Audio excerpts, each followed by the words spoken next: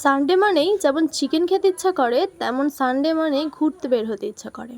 তো সেই ইচ্ছার মান রাখতে বেরিয়ে পড়লাম আমরা ৫ জন মিলে একটু ঘুরো করতে। না বেশি দূরে যাইনি, আমাদের সামনেই উদয়নারায়ণপুরে যে আমাদের ব্রিজটা আছে দামোদর নদীর ওপর, ওই ব্রিজে আড্ডা দিতে গিয়েছিলাম আমি, আমার মা, কাকিমা আর ভাই বোন।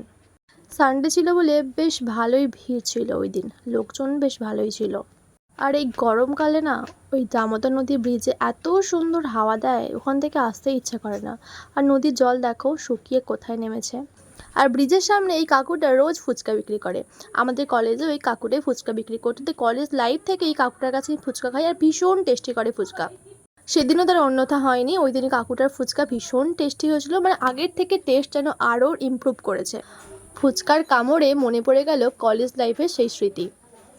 তো আর সমস্ত যা কাজ ছিল সেগুলো মিটিয়ে চলে এলাম বিরিয়ানি কিনতে, আর বিরিয়ানি পার্সেল নিয়ে চললাম বাড়ি।